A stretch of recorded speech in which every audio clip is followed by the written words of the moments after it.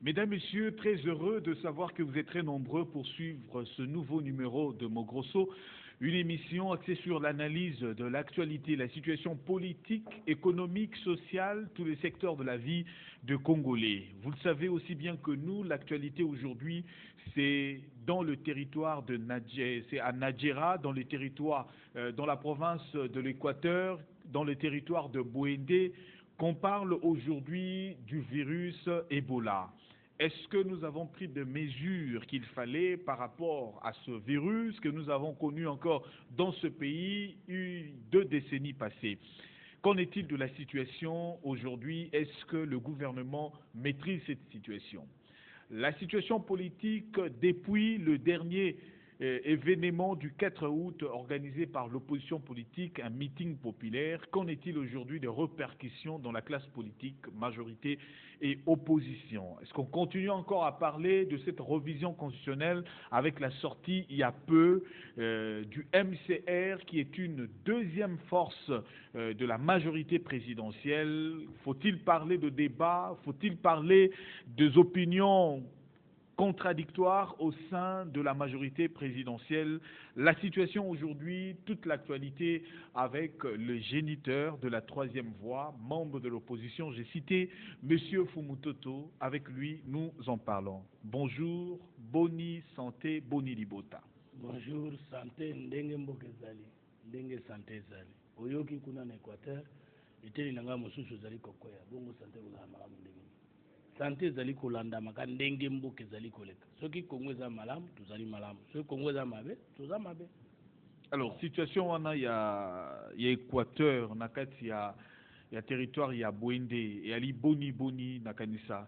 Déjà toyebi ba détecté déjà 2-3 cas nakati ya situation wana. Ndeko Mupanzi Sango, nakoyebisa yo que situation sanitaire ya Congolais en général ezali chaotique.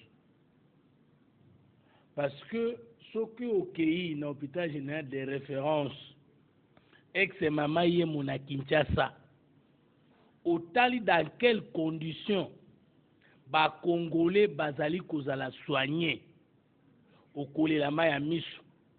Ce qui au pays na pédiatrie esika babengaka médecine muette esika bana bazali kozala soigner.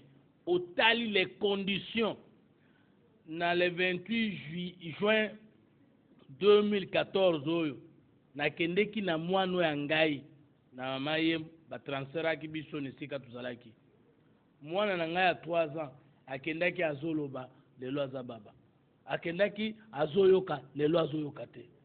Mauvais traitement ya ndenge wana, personnel de qualité mais traitement na bango, salaire na bango, conditions de travail na bango, à tel point que bazo futa infirmier sur 30 000 francs. Ozokuta mama mukolo aza kozwa en charge mbeto 20 akulala wana de 20h à 5h. Okomona kiso ezalaki prévu pona mwana azwa na 18h, mama mobimba sale ya pédiatrie pangana tingana azalaki na pavillon 7 kuna.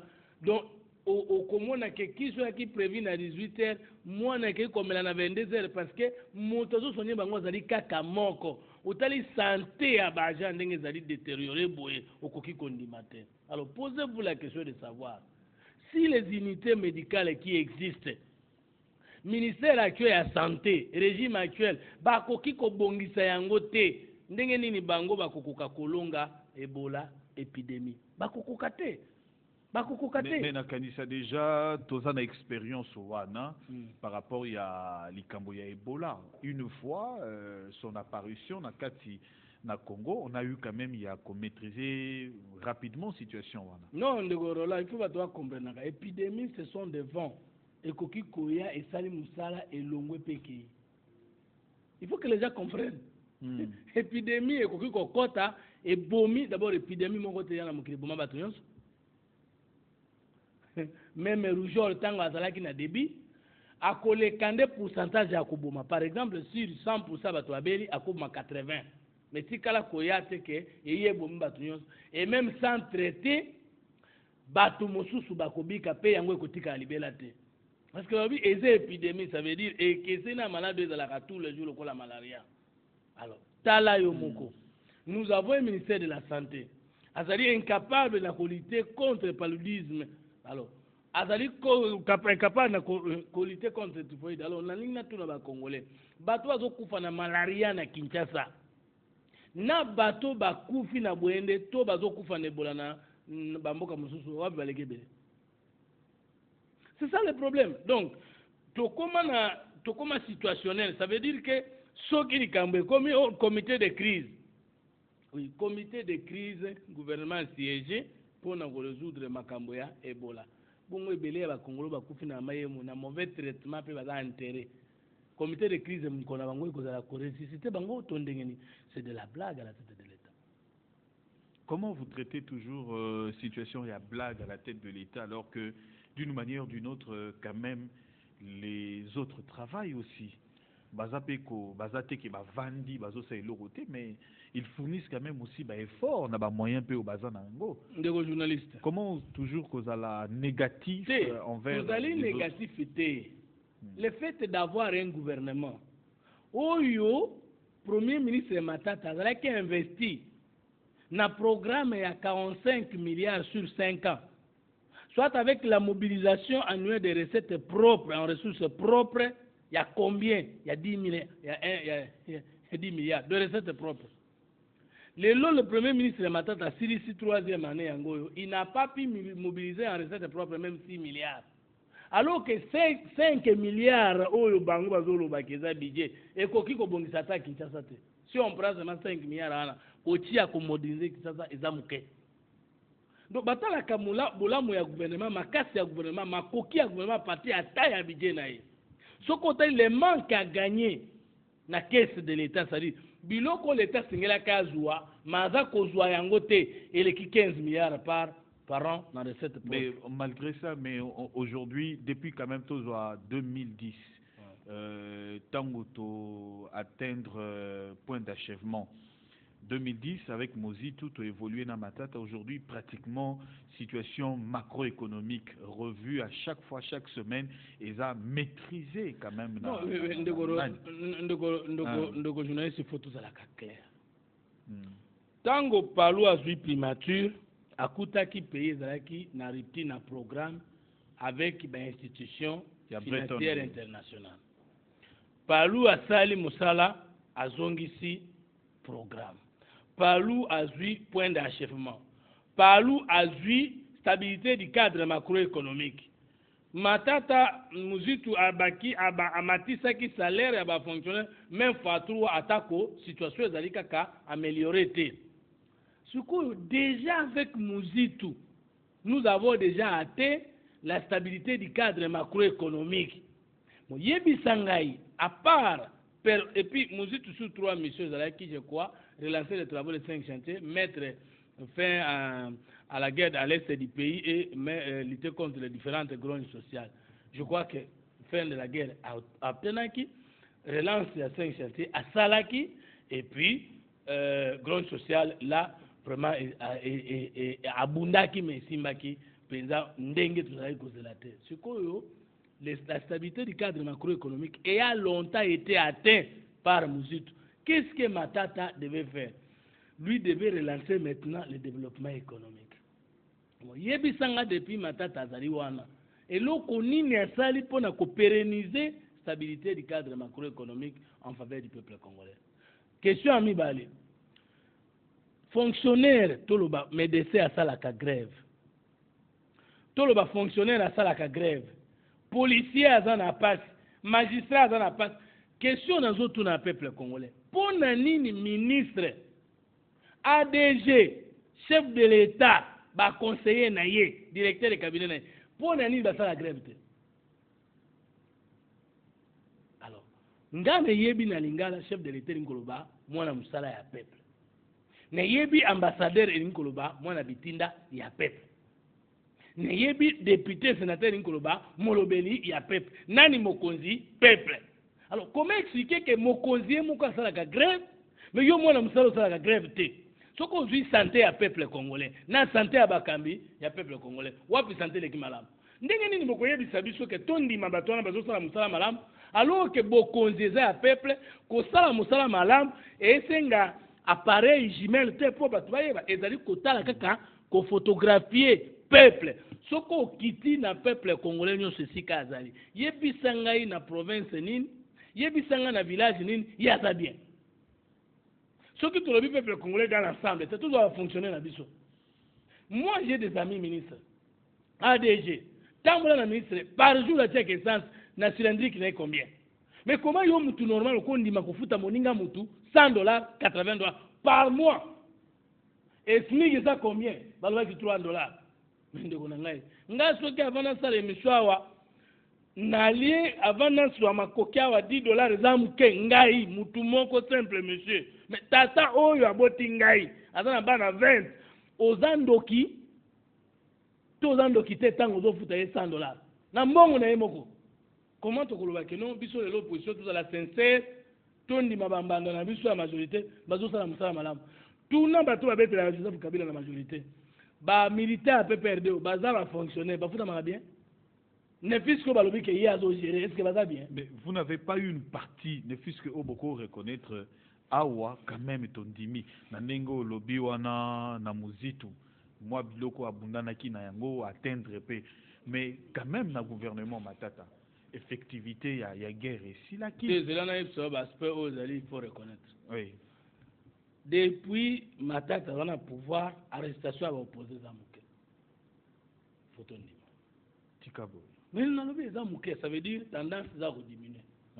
Ça il faut reconnaître tout ça ko ndongona na bango penza na ndenge sengeli c'est vrai que moi mitambo ezalaka mais en général pour na biso ba opposant moi kotambola malamu ezali eloko moko tozo regretter kaka pona ni bazwa en otage les médias d'état parce que ceux qui médias d'état est accessible à tout le monde était moins liberté d'expression ezala assuré était eloko mususu na koyi koloba na Matata ezali kaka aza reconnaissant ndenge azoko continuer kokumisa que yasali musala te ezaka muzitu musala musala parce que continuer à dire la stabilité du cadre macroéconomique c'est continuer à dire ngana longwa muzitu aya.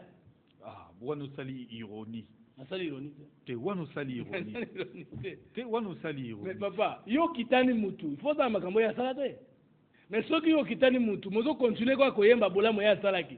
Ça veut dire que sabatoke moto akoke zaye. Alors que yo yepo na kobakisa. Je ne dis pas koko baby so ya sali. Parce que succès fait ça les mains. Alors Matata akitani muzitu tozali kotanga babiloko oyo mokonzi ya yambo ya lelo azosala ya ministre. Bon peuple congolais bino botala ngai siko apara wana natanga suni oli natanga bukangaluzu c'est natanga bukangaluzu mais ça c'est la pire injure à peuple congolais bukangaluzu. Ah bon.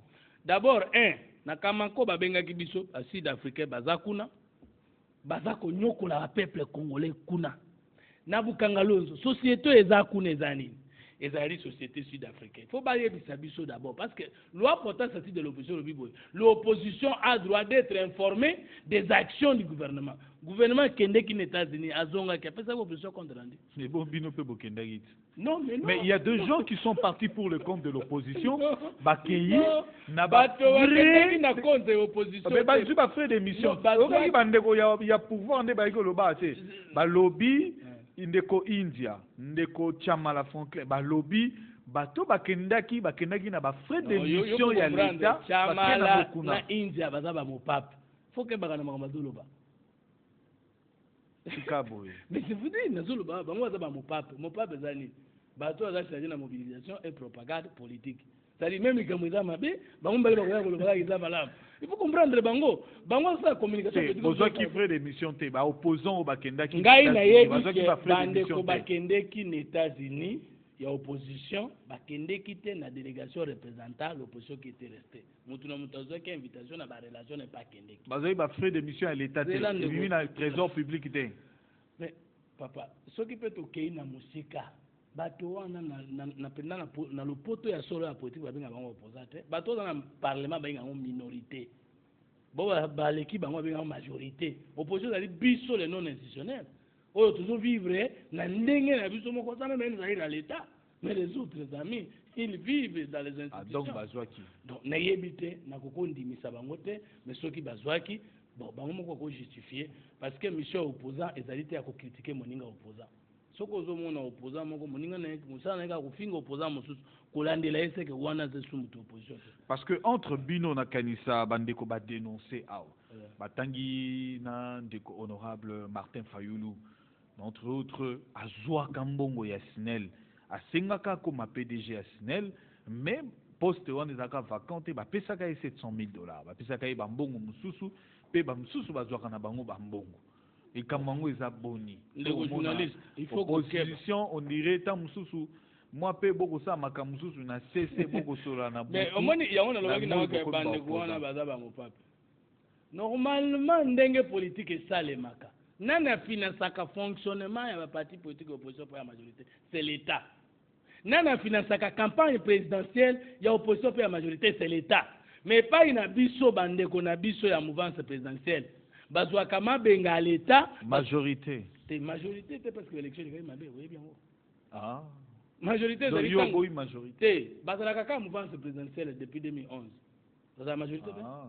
Kasi majorité zani ba élection qui malam o bato balingi ekoleka ndako majorité o bato balingi mukenda comme minorité mais pesa un peu na projet de société. Or ni Kabila ni Tshisekedi ni Kamere personne n'a bâti campagne avec un projet de société qui a été accepté par la population congolaise. Et pas Kabila na raïs 100% sûr. Burundi maintenant troisième millénaire bato battre campagne na raïs ne longi ya moto na kombo ya moto 100% sûr parce que va ici na t-shirt na bango pas passer na bango na seni. C'est ça 100% sûr. Et pas Tshisekedi. Et pas Tshisekedi d'abord le peuple, ça veut quoi? Ça veut dire quoi? Vieux kuta kena ki sangana va na betra isani na masa na mobutu. Oh. Mais nazo ba na vérité. Au moins le problème na ngai. Mais nazo ba na vérité. Le problème na ngai peuple ngai ba vérité. Premier ko ya lelo opposant tout ça. Aux autres na mituna na keno, il y a même des opposants qui continuent à là. C'est-à-dire ce qu'on dit très bien, nous avons un problème d'homme, de culture et d'organisation parce que tout le monde ne travaille pas comme il se doit en politique. Personne ne me dira que Topota que Tshisekedi na 2011 na projet de société na e abeti yango boye tondimi yango te ezalaka figure de plus historique qui opposant Mobutu. Mais Topota que mais tala ba alliance kuna majorité financière. N'en parlons pas, c'est pas autour des idéologies ni 5 centiers ni révolution de la majorité. Et là comment des idéologies kuna te bango kuna bazali na ba sociaux les démocrates na ba démocrates na ba socialistes na ba mobutistes na ba muséistes na bango nyonso kuna bitoto na ngambo. De l'autre côté avec alternative Vital Kamerhe. Donc ba mikolo oyo biso to bana omona modèle baza ko sala plateforme mobimba au nom d'un individu alternative Vital Kamerhe. Ce sont pas les idées de Vital Kamerhe. Ba mikolo ngo banani par exemple. Parce que batu ba ebi avec on a pété mingi ba ebi té. Alternative Vital Kamerhe oyo bien côté.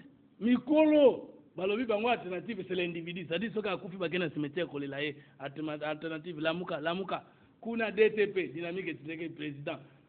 Donc tu vois un peu niveau biso zanango. Niveau ani photo longo na niveau wana. Soto longo na niveau wana te matro. Martin Fayulu. Mais Martin Fayulu comme opposant ka. Kala mingi te. Martin Fayulu jusqu'en 2006, 2007, 2008. Ataki na okamuta majorité. Tango élection Kimbuta zoleka awa. Mais nana sunga ki pour que Kimbuta plaza là. Donc yo confirmé ba o bande ko chamala. Na lobi galia kimbongo, na lobi ndeke. Bango pe ba lobi azaki Martin Fayulu, Vital Kamerhe, ce sont les récents fondateurs ou contribuent bato ba contribuer na régime ezoko boma biso bango bazali kuna bazali ko bana na solo nango mais quand on parle de biso opposant c'est quoi obimi au fingi pouvoir obimi au dénoncer comme opposant. Donc c'est pas ça le problème. Le problème c'est que ceux qui balia kimbongo ça ne suffit pas que les canadiens télévision ko balia qu'il faut prouver. Et en plus de ça, il faut que bande ko majorité va comprendre. Ceux qui bango balobaka ba opposant na balimba ke na majwa. Ba opposant na bazo ya na nzungu. Faut que bango ko comprendre que non. C'est que le président Kabila a une autorité morale et major. Parce que major est une expression négative. Major est un nini. Kokende golia, kokende bizwambongo ningo lobwana na butu ba pesombo na machweke na ba cheke banene tuzaka boye to telemela bango nzoka na butu ba pesa biso wana okomuta major net expression zolo. Moi je crois que ça ba moko photo évitaka. Parce que continuer à dire que ba opposant ya ndala, c'est comme pour dire que ba gouvernant ya nini ya bozwi et bozwi yango ya nani ya l'état. Tu vois pas que c'est monde avant finga opposant mutu anzala, il faut d'abord oso oyeba ko so finga ki ba gouverneur de voleur. Mais obi ke yo opposant mutu anzala, opposition na osala. Naza mutu anzala pas. Oza na siège T, il y a troisième voie. Oza wana au rassemblera ta 100 personnes T. Oza wana position na yo payé banate. Do détenter regarder ta sous gouvernement si ke bima yo pose à poste. OK. Ndegorola. Tango Joseph Kabila comme président avec siège à partir de la gauche. Il y a un indépendant, siège n'est indépendant ça. Qu'est-ce que tu dis? Il faut que ngana sali musala lelo soki toi qui sincère kolega même batumsu bomona ba icône na mboko na politique. Ngai fu mutoto na uti université na 2004 na mi pesi na beide po yebi ata voix na nga. Budget na nga na presse par mois. Soki tozwi mutu tolongola na gouvernement atikala ata aza na gouvernement ata komona ata na télévision te parce que soko omoni la plupart des leaders ici ils ont été d'abord aux institutions soit que bazaki na bambongo na bango moko mais soko olandela ngo bambongo ngo soit na mobutu na kala ezaka bambongo mabe mais biso to uti université to na ba idée to se confirmer itimbi numéro 5 lemba terminus siège à troisième voie eleki salle de réunion na ngo eleki siège à PPRD na munene 600 places assises na likolo na nse bato nyonso bakenda kuna bayebi siège ya troisième voie bureau équipé consort tout na diaspora botuna bato nyonso bakendaka na poto il n'y a pas un parti politique qui a installé des représentations na diaspora pour les 3e voie. Nous avons fait sortie officielle à 3e voie Belgique le 5 janvier 2012, nous avons loué une salle de plus de 4 500 €. Les gens de la diaspora ont commencé à dire que c'est que Fumuto, Azamutu a pouvoir, Azakozouambon on a pouvoir. Personne ne peut démontrer ça. Sorti à 3e voie à Londres, Batunion sur Monaki. Sorti à 3e voie à Hollande, Batunion sur Monaki. Et aujourd'hui, la 3e voie de représentation, la province, Nyon Sopé, Ibanda Amboka. Ndegorola. Politiciens là oui mais ya moibité non non nazondima landanga inazondima zelangai politiciens là oui mais politiciens moibité politiciens là oui mais corruptible non je suis fier de le dire fumutoto tika tika ba biloko wana yo mutozanga mwa banini ya opendi kotol wapi yokato kende malemba toza ko se répondre côté wana tika mutoztoto to yebani oyebi okenda obenda yo obendaka wapi nasala biloko wana te namonaka obendaka na non non nasala yango pete pe na kosala pete parce que nakoki jamais kokoma mwana mosala ya biloko na ngai moko te ngai naza politicien apasi parce que peuple congolais aza na pasi parce que patron na ngai oyo nasalelaka kombo na peuple congolais oyebi mpe fumutoto opposition to politique osala politique ya nzala esimbaka te ya bampiaka neti yo bobina de oyebi kosuka noka kemande bon tika toloba vérité mystique esimba te non d'accord tosolola baquestion na mpo to se comprendre d'abord il faut koéclairer bato parce que yo na mystique oyebi même bible elobi yo kuta oza mouvement na yo ya religion babenga yango nini chilocratie bachilo oza moto ya bachilocratie wana nai ozaka mpe paster motei o chilocratie ozaka chilocratie moto ya bachilocratie yo oyebi ke bible mpe elobi la voix même ya pauvreté eza ya sagesse bayoka yango oyebi lisolo wana il faut mpe mwa mbongo ezala oza tokende bien de korola ochange lisolo olongwe na nzala komi na pauvreté non pauvre nga naza pauvreté mpe nakozala pauvreté mpo natanga na niveau mpe naza na boule mpe nalukaka mpe nasalaka wana naza pauvreté luba nzala parce que peuple congolais atindanga balalisaka ye nzala seke nga mwana mosala naye naza na nzala mais koloba pauvreté pauvre ozo comprendre na lingala mobola na mozangi eza biloko mibale yo oza mobola nga naza mozangi naza mokola te yoka moto moko akoki kokosa yo te ke fumutoto ndenge omonaka ye boye akendaka na biro moko afukamaka asengaka mbongo personne ne peut venir dire ça et personne ne peut démontrer ça ndenge nazoloba te tosola très bien c'est un homme politique c'est comme ça omoni ngai boko retenir biloko misato na mitu na bino courage franchise incorruptibilité. Biloko misato bapinga nga na nyonso mais banda na banda politique non nazoloba na netando banda na banda politique soki na ngalo likambo ozala Kabila ozala Tshisekedi ata koyo bumanga na 15 na 14 na la vérité. 2 le courage, je suis déterminé, je suis capable de prendre direction en mboka nanga, soit na mutu en mboka, soit na ministère, soit na commune, soit na quartier, et les gens verront de quoi je suis capable. Na tangeli yango pe naza engagé.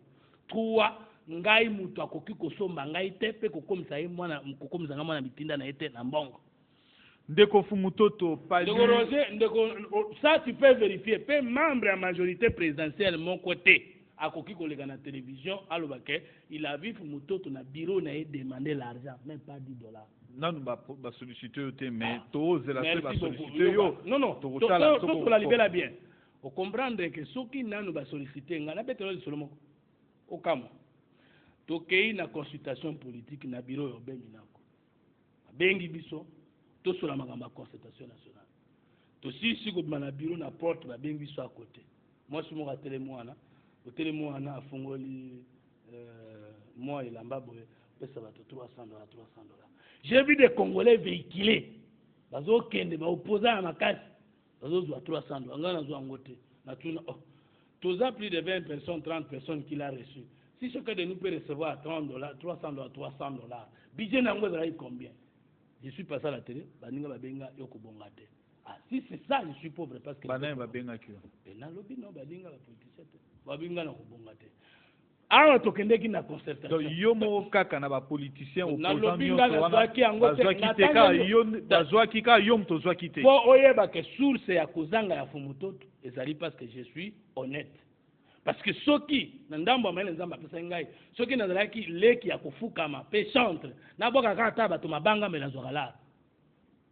Et puis ceux qui na majorité wana nalingaki ko diminuer discours na ngai solo et pas na bango mais na koma kesika baninga akoma mais il faut to bota classe politique mosusu pe asika et puis na felo komoko bata poto bana ndima ngai te parce que bana kanisa la gaso ku sa majorité komongo to sali ba bengi singa na émission na radio lisolo na DSV sans ko yebisanga na usade bana nani bala moko toujours saka de babu ba bengi Francis Kalomba côté balobi Francis tolingi to yeba lelo Fumutoto vraiment za kanani sala kanini isinga na madame tozalaki to ah soki Francis alobi aka Fumutoto aliaka esiri bato poto balukiranga ka likambo Francis Kalomba était sincère je le dis ici alors ce gars là en dehors de tout ce que lui fait là en tout cas il n'y a pas de trace dans la majorité qui a soit Kambongo parce que les opposants les cas azui baninga ba signaler biso toto poiti je cite Francis Kalomba na émission na radio lisolo Fumutoto n'a jamais fait ça et personne ne peut le dire. Alors nouvelle classe politique nouvelle génération politique na kokufa pauvre soki esengi ke po mutu azwa mbongo faiba soki esengi ke mutu azwa mbongo fa koma mwana bitinda tika tuna moto mais nakufa pauvre nouvelle génération politique. La nouvelle génération politique, qu'est-ce que vous reprochez les loyaux na opposition politique aux membres?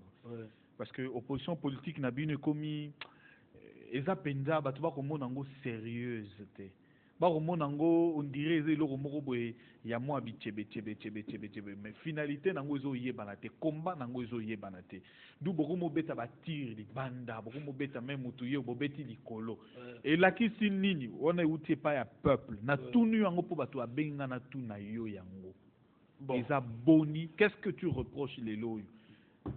Et là, quoi, c'est la classe politique congolaise dans son ensemble, et même la classe sociale congolaise qui n'est pas sérieuse. Vous avez opposition sur vous. Tout le lobby que tout ça a un problème d'homme, de culture et d'organisation à tous les niveaux. Opposition, là, on a reproché à Liboso. Batebele, Batapenda, opposant, contestataire. Oh! Parce qu'il y a différence entre un opposant et un contestateur. Opposant, c'est Moulaki Sinzela Mosusu, prête pepe à Longwa, na bato bazo kamba, yakita na bangolo bayo kelaye. Donc, azakana bilo komisato. Il y a une alternative. À la contre-proposition et dénonciation des abus du régime en place. contre alternative l'incobanine, et régime en place des socialistes, un opposant doit être le contraire. Or, les deux ambitions, social-démocratie, le pouvoir, social-démocratie, une opposition, du point de vue idéologique, ils ne sont pas différents. C'est-à-dire qu'il faut comprendre que dans le Congo, comment faire l'opposition. Non. C'est quoi l'opposition voilà. en fait? Est-ce que c'est une matière qui doit être définie ou qui doit avoir un autre contenu par rapport à Nengetopesi? Justement, il faut revoir la notion de l'opposition et du pouvoir au Congo. La politique. Ce sont les socialistes qui sont au pouvoir, ce sont les libéraux qui s'opposent. Mais pas Nabiswawa, Bato Bandi Makaba idéologie, te Bandi Makabatu. De l'autre fan, ça Congolo, tout n'a évité la caméra de projet de société. Alors, on a évité la caméra de société. Au retour, non, tu de pèse, on dit mélanine, à éviter. Là, je vous dis par rapport à l'opposition, parce que ceux qui te levent la majorité, vous le battre, encore. Mais bien sûr, le quoi, de nouvelle génération politique, il faut trouver la vérité. Deuxième chose, contre-proposition Zanine. Au moins, l'opposant, nous avons tout un projet de société dans les années, dans le but, dans le lobby, va tricher. Non, contre-proposition Zanine, gouvernement a lobby to Kendeboy.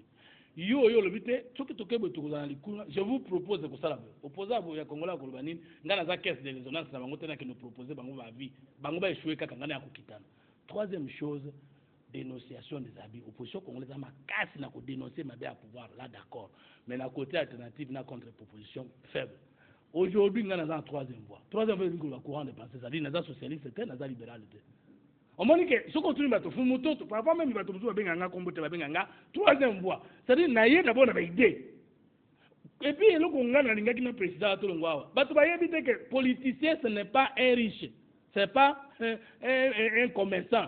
Politicien, il y a un bon politicien, il y a un moto dans la mayel, aza engagé, aza moral, a koki kozwa miso à l'État, peut kokabola batu malam, moto a koki koko riche était pour avoir été chef de l'État, premier ministre, député, sénateur, dans un pays qui se respecte. Parce que mbongo elle était dans batonion, yo koko riche ndenge nini. Soko yo ki na poto neti, président ukrainien wana soko yoki aza na mbongo azalaki na mbongo na ye liboso akoma politicien mais pas na biso ozomona ndenge ozobake ngai naza na eloko te après mutu wana akomi na mbongo te François Hollande ezalaki 2 millions d'euros kaka omoni et puis Joseph Kabila aza na salaire na ye ebani te Joseph Kabila azalaki na mbongo boni abakota na pouvoir ebani te mais lelo adondo c'est ça le Congo. Alors, dans cette perspective, le président a déposé liste bien dans le Parlement. Hollande a eu la richesse en France. Pas déclaré officiellement. Nyon se sali 2 millions d'euros. Ok. Après, à côté, tant à Koubima, à côté déclaré. Mais pas en abysso, pourquoi on appelle les autres les pauvres? Pourquoi on dit que les opposants? Parce que les individus, se substituer na bloc à l'État et commis à Bango, à Tata, à Bango, à Maman, à Bango. Voilà ce que nous disons. Bon, ce que je reproche encore à l'opposition, le tribalisme, le clanisme, le régionalisme. On ne va pas partir de l'opposition. Comme on a un parti politique d'opposition, quel est le souk au Tata, moi si, parler qui, maman, ou les anciens amis, tout le temps dans campus, tout ça, master, administration paysan. Science politique. Bon. Science politique, merci beaucoup. Au moins, ma master, au moins, la concurrence et égalité loyale dans le parti politique. Ceux qui partent dans Moulouba, ce sont les Balouba qui ont un mot à dire. Ceux qui sont dans Mungala, ce sont les Bangala qui ont un mot à dire. Et là, on est dans l'opposition, ma carte, c'est dans la majorité. Parce que il y a 2 ans de vérité au Loba. Dans la partie Union sur Congo, et là, tribo ethnique. Dans la Union sans exception. Oui, mais il faut que tu parti payer banité. Il y a tout le monde a rappelé. Mais le siège peut être balaté. Mais pas parti ni parce que les Camerounais ont un taux linga to fouiller Nicolo yo. Parti on a siège très bien parce que mon ingana même style wana que magamoyo sur photo ça kaka kolobela kama majorité mabe bango za na mabe biso pe no poso na mabe parce que ça question nayo ndeko journaliste na SID oyebika Martin Fayulu mandat na pour combien de temps na IDPS oyebika Tshisekedi mandat na combien de temps na RCD KML ya logique rumba soki KN soni ezaka ete mandat na combien de temps bon siko soki démocratie ezana kata parti na hote comme chef de l'état ndo comme démocrate tu vois donc ba parti même ya opposition ezana ba président fondateur ndenge kaka Kabila za autorité morale éternelle na peut perdre ndenge ke pe mutu na boutique na Palu est fêté 50 ans il y a combat contre la dictature. ezalaki célébré. 50 ans d'existence ya Palu, créé en 64. Lelo oyo 50 ans. Nakanisa message elekaki bato nyonso bayoki. Kala mingi te awa esengeli bolanda bino nyonso komba ya Palu, parti lumumbiste unifié. Natina ete tala parti existence na yango quand même oyumeli pe eza ko continuer combat politique na yango. Commentaire ezali. Le journaliste na olobana bwe. Na cité na ba mo ngana kuti phare na discours ya Palu. Est-ce que Palu est dans 50 ans d'âge où il n'y a pas discuté? C'est ce que j'ai appelé la science politique. Palu, il y a 4 partis politiques et Sangani depuis 64. 2014, c'est 50 ans. En tout cas, parmi les opposants, je crois que les opposants, donc, Kamere n'est pas un opposant. Non, mon problème n'est pas de nier si les autres ne sont pas opposants. Notre problème, c'est qu'on soulève critères. Pour évoluer. Critères pour être opposant. D'accord. C'est évaluer ce qu'on a critères. Mais vraiment, qu'on n'a pas sa carte, quoi, opposant ou opposant, je n'ai pas cette qualité. Et ça, on analyse tout ça. Message à Palu à l'objet que depuis 60, Tilelo, sa voix a été marginalisée. La voix de l'umbiste a été marginalisée. Quand on a tout mis dans le cadre à Palu, j'ai posé la question à Adolphe Mouzitrabi. Mais Bino, vous gérez et vous dites que vous avez été marginalisé. Ah ben non. Dans 64, dans 68, le premier parlement électoral, les Kaki Malam sans débat, ils à 64. Oh, il comme ici Kassavou président, il y a 60.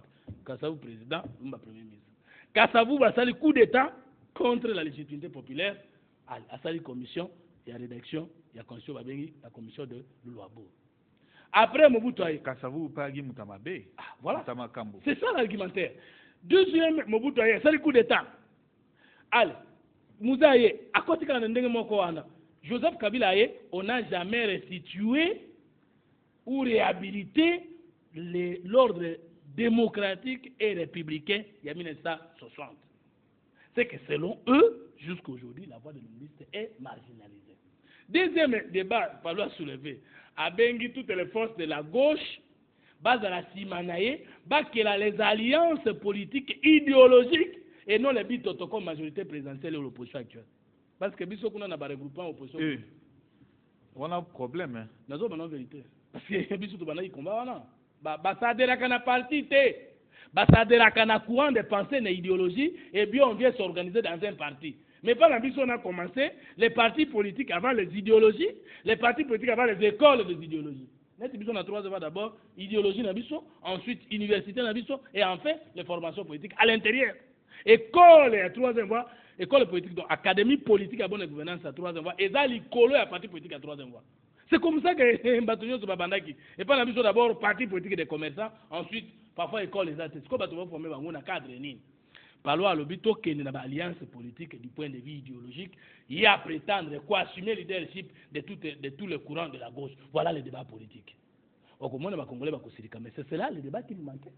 On ne peut pas comprendre. IDPS, Parti Socialiste, il paraîtrait INC, Parti Socialiste, PPRD, Parti Socialiste. Mais vous en ensemble. Comme ça, les libéraux vont ensemble, tous ensemble. Si on dit candidature commune, il faut dire candidature commune des socialistes, candidature commune des libéraux, candidature commune de celle de la 3e voie. On doit cesser de dire, en 2016, il faut candidature commune de l'opposition. Nous sommes tous opposants. Est-ce que nous avons les mêmes idéologies? Alors nous réunissons ou unissons autour de quoi? Autour de quoi? C'est comme vous voyez la majorité présidentielle là. C'est autour de quoi? Ils sont ensemble autour de quoi? Il y a des libéraux là-bas, il y a des socialistes là-bas, il y a des mouséistes là-bas. Ils sont autour de rien ensemble. Sauf que Joseph Kabila a le pouvoir, perdre le pouvoir, et là, on est Kabon, on peut perdre un père et Kabonaka. La même chose, Bandeko Bakende qui collate à Mouniere et Tsekeri pour l'élection 2011. Oh, après, est-ce que c'est Bakabonat? Il n'y avait pas des idéologies, des valeurs et des lois qui les initiaient. Et nous devons dépasser ça. En plus, le Palu dit il faut un dialogue politique ouvert entre les partenaires politiques et démocratiques. Et là, ça rejoint la position du MCR. Au moins, que le professeur Evariste Bouchard, na bato ba lieutenant na PPRD ko ba comprendre que ezo senga te dictature même na katikati na bango toza déjà na as de lumière moto ko beta bato fimbo na mituto to saye parce que na mbongo soko telemerie akopesa ote biso ba fumuto bana sikatolobike alongi te parce que tokotosa te tolala nzala kala etikende siko tozwa ba kambia solo poto ngona nzala libera que to continuer suko fuka mela batu ba koma ka ba patron de l'état alors que za biloko atata na mama na biso nyonso peuple congolais. Alors ndeko dialogue politique ouvert par loi soulevé. Ouvert pourquoi? Selon nous, la majorité n'a pas eu de dialogue. Est-ce qu'Ava peut d'après sa position qui sont pour la révision et même le retrait de la Constitution, est-ce qu'il y a une consultation interne na kati ya majorité pour na koyoka les sons des autres partis politiques au Kolobao? MCR, qui est la grande formation politique de la majorité présidentielle, a le but non. Les Palou dit dialogue politique ouvert. Ouvert à quel niveau? Entrer. Parce que ce sont des alliés politiques. En politique, les alliances se font autour des intérêts. Vous ne pouvez pas, sans consulter un allié, lui imposer une position. Et dialogue politique ouvert. De Corolla, Tokende qui n'a concertation nationale. J'assume ma participation aux concertations nationales. Et je ne dirai jamais que concertation est le cas qui m'a pour et le cas qui m'a. Mais le président de la République a menti au peuple congolais, ça fera bientôt 12 mois. Au Congrès, il a dit que ndenge na vandia on a déclaration d'état de discours sur l'état de nation à clôture que d'ici fin de l'année 2013 na kosala gouvernement de cohésion na kati nango tokokuta ba opposant bato ya majorité société civile avant mbula 2013 et si là alobi on a peuple congolais parce que le peuple congolais est aussi représenté par les institutions, c'est-à-dire les congrès. Et puis matata le 24 octobre a comme les ministres nous ont dit banda le possible sumbongo à l'état té pour être yabiso bokonzi et sili. Aujourd'hui le gouvernement est en train d'assurer les affaires courantes, ça fait 12 11 ans 11 mois 10 mois plein. Et le président Kabila ne s'est jamais gêné pour dire alobaki na miso ya peuple congolais pe na miso ya communauté internationale so que sali ke makambo ngo monique na concertation nationale a se retrouver te azonga koyebisa peuple congolais pardon te akangi na motema parce que yayebi que peuple congolais aza mutu moko aza une histoire te 54 ans de lutte de combat politique qui a pas lu. Comment vous en trouvez? Je crois que c'est pas peu de choses. D'abord Kozala d'abord l'existence de la Gizenga. Je crois qu'il est autour de 87 ou 89, si j'ai bonne mémoire. Et puis, quand je suis allé répondre à cette invitation, comme on a un niveau d'engagement politique, il y a des membres, il y a Palou, et les Kelakinga de Konanga. Kolongwa na boulevard Lumumba, pona kokoma bouma et pas Antoine Gizenga. Ah, si je m'abuse, je peux cause à 20 km. Et je suis sûr que c'est plus. Parce que nous avons fait la voiture, na mbango 45 minutes. Abatoko makunda. Alors, kotala batu bazolungwa na balabala. Si bazo kima mbango tikuna, il a réussi à convaincre ces militants. Ce n'est pas donné à tout le monde. 2. Gizenga, tant qu'il est à Bandi, en 1982, vous savez que les gens du Palou et les gens de l'IPS avaient un conflit parce que selon les gens du Palou, l'IDPS n'est pas la fille aînée de l'opposition et c'est vrai. Parce que l'IDPS en sortant en 82, déjà les Palou étaient déjà partis de l'opposition depuis 60. D'abord, les partis qui sont devenus Palou étaient déjà l'opposition depuis 60. 2. Gizenga, balité, s'il n'était pas fort aux yeux de Kabila, Alingaka signé la bango alliance puis après ça bango primature pendant 5 ans. Et dans les bilans qu'ils ont dressés, Palou alakisi ke ndambo ya bolamu nyonso oyo esalemi na mandature oyo elekaki ezali kaka baki na bango. C'est-à-dire que selon les Palou, le peu de réalisations dans les législatures passées, eza ya bango. Bilan na bango ezali, balobi ils ont consolidé l'unité. Parce que na 60 bandimaki kondimela Lumumba oyo azalaki mutu ya côté oyote et puis na 2006 bandimaki kosangana na Joseph Kabila. Bilan na bango ezali positif selon bango. C'est au peuple congolais de les juger. Merci de Kofumutoto. Mot ya ko clôturer émission oui. Mot ya ko clôturer peuple congolais tout ça qui politique pas pour na koma bariche. Tout ça qui politique pour to s'humilier na yo mokonzi. To tindama na yo, to salela yo. mais omituna sikoyo 54 ans passé bao bazali en opposition bakonzaki yo lobi bao bazali na pouvoir bazalaki na opposition lobi est-ce qu'on se retrouve question tutuni yo na basali ya kala on se retrouve te olingi okoba kaka na bango obiyo kotala na bano ya sika soko kotia maboko po musale kende liboso. Merci Ndeko Fumutoto. Merci à vous, chers amis téléspectateurs, d'avoir suivi avec beaucoup d'intérêt et beaucoup d'attention et beaucoup d'intelligence ce numéro de Mogrosso. Nos remerciements vont directement à Kovo Mamona qui s'est battu pour la régie, mixage, vidéo, sélection de ce numéro de Mogrosso, à Joseph Bengo qui était à la prise de son, également à Freddy Lutona à la réalisation de ce numéro de Mogrosso. Merci également à Fumutoto qu'on a pris à pied levé, qui s'est déplacé, qui nous a honoré par sa présence dans ce numéro de Mogrosso. Nos remerciements également à l'honorable Zachary Baba Bassoui qui a conçu cette émission. Et bonne suite de programme sur Direct Télévision. Au revoir. Suivez-nous chaque jour, 22h et diffusion 10h sur Direct Télévision. Au revoir.